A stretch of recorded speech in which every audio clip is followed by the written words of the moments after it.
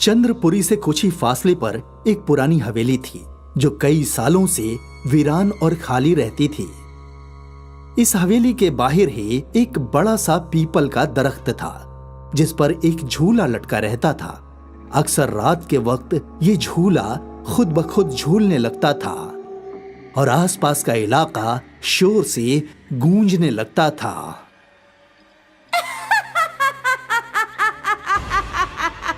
कभी हंसी की आवाज तो कभी रोने की आवाज।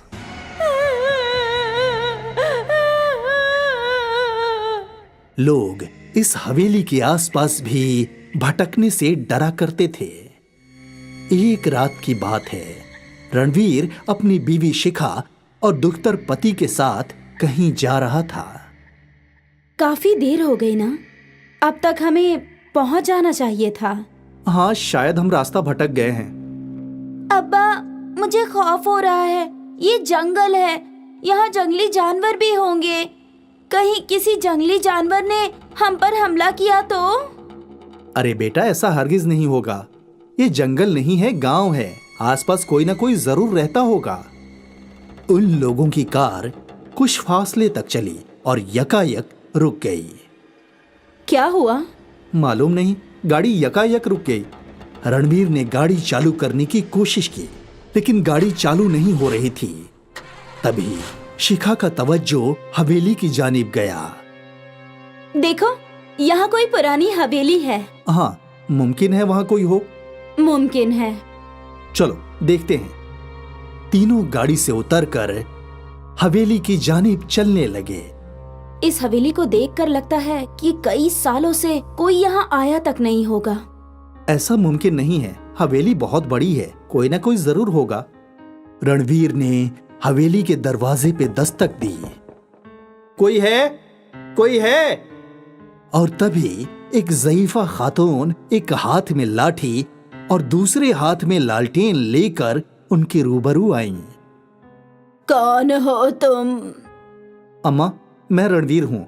ये मेरी बीवी शिखा और ये मेरी दुख्तर प्रीति है। हमारी कार यहीं सामने बंद हो गई है। रात भी काफी हो गई है। क्या हम यहाँ सुबह तक रह सकते हैं क्या? रह तो सकते हो, लेकिन ये हवेली कई सालों से बंद है। अंदर सब कुछ टूटा फूटा है। कोई बात नहीं, हमें सिर्फ सर पे छत मिल जाए, यही काफी है। ठीक है। उस ज़ईफा खातून ने हवेली का दरवाजा खोला और फिर सभी लोग अंदर दाखिल हुए। आज रात तुम लोग यहीं हॉल में सो जाना। जी। ज़ईफा खातून वो लालटेन वहीं रखकर चली गईं। उनके जाने के बाद शिखा और रणवीर गुफ्तगू करने लगे। कितनी अजीब खातून थी ना ये। हाँ, लेकिन कम से कम रात गुजारने के लिए वक्त पे छत तो मिल गई, वरना इतनी रात को इस वीरान इलाके में हम कहाँ भटकते। बजा फरमाया। प्रीति, बेटा तुम्हें सोफे पे सो जाओ, आप उस पर सो जाइए, मैं यहीं सोती हूँ। ठीक है। रात काफी हो चुकी थी, इसलिए तीनों को जल्दी ही नींद आ गई। गहरी नींद। आधी रात को शिखा की आंख खुली तो उसने देखा कि उनकी दुख्तर प्रीति वहां नहीं है। प्रीति, प्रीति! शिखा की चीख सुनकर रणवीर भी उठ गया। क्या हुआ? प्रीति यहाँ नहीं है। यहीं कहीं होगी। इतनी रात को कहाँ जा सकती है? रणवीर और शिखा प्रीति की तलाश में लग गए। वो लालटेन लेकर हवेली के अंदर उसकी तलाश करने लगे। प्रीति! प्रीति! प्रीति!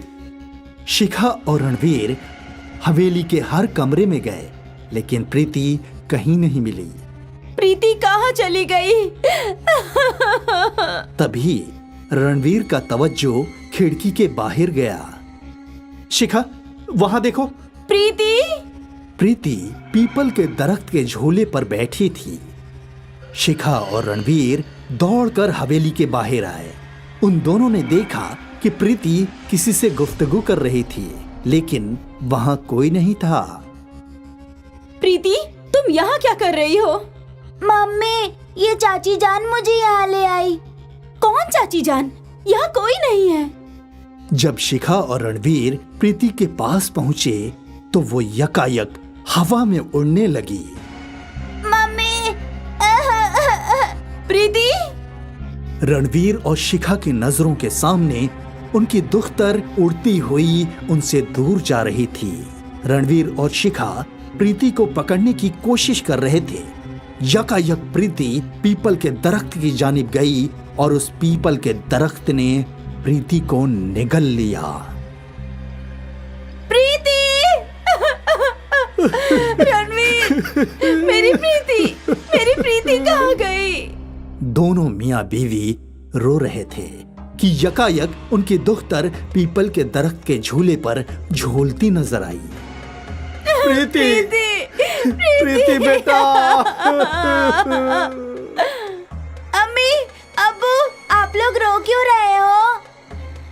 रणवीर और शिखा प्रीति के पास गए, लेकिन जैसे ही उन्होंने प्रीति को छुआ तो प्रीति एक डायन में तब्दील हो गई। डायन को देखकर शिखा और रणवीर खौफजदा हो गए और उस दरख्त से दूर भागने लगे। वो दोनों भागते भागते हवेली के अंदर चले गए।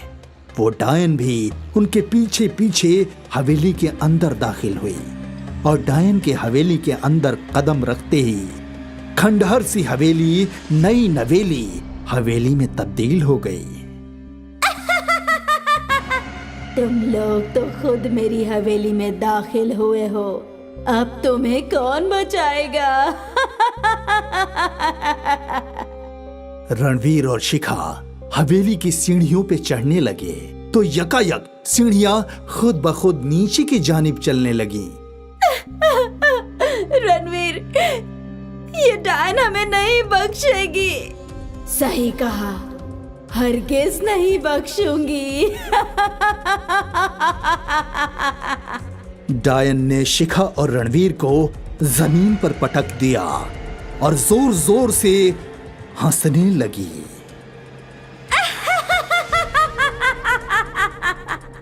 डायन 1 से 2, 2 से 4, 4 से ढेर सारी हो गई।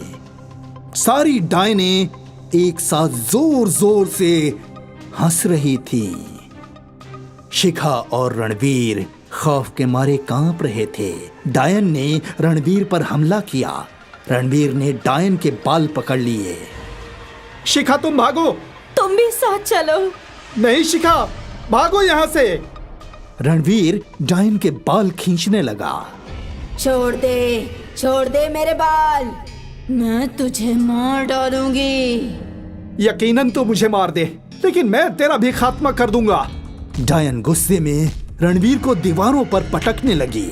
रणवीर ने डायन के बालों को पूरी ताकत से पकड़ रखा था।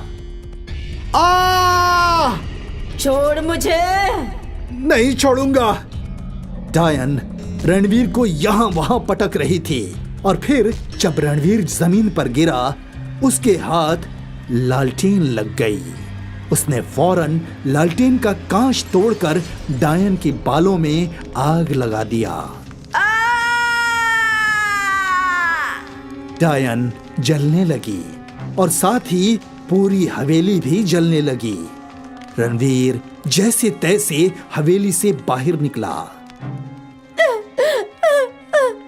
शिखा रो रही थी। रणवीर को जिंदा देखकर उसके चेहरे पर थोड़ा सुकून नजर आया। रणवीर! दोनों जिंदा तो थे, लेकिन अभी भी उनकी आंखों में अश्क थे। मेरी प्रीति।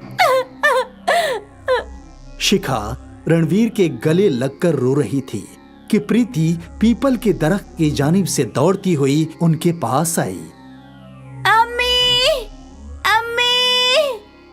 प्रीति तो ठीक है। प्रीति जिंदा है। शिखा ने दौड़कर अपने दुख्तर को गले लगाया, उसका माथा चूमा। ऊपर वाले का लाख लाख शुक्रिया कि तू बच गई। लेकिन कैसे? अम्मी, वो पेड़ मुझे दबा रहा था, मेरे सांसें फूलने लगी, फिर एकाएक वो पेड़ जलने लगा और मैं आजाद हो गई। रणवीर, शिखा और प्रीति तीनों बच गए। रणवीर ने बड़ी बहादुरी से डायन का मुकाबला किया। डायन की जान उसके बालों में होती है और इसीलिए उसके बाल जलते ही उसकी सारी ताकत खत्म हो गई और वो राख हो गई।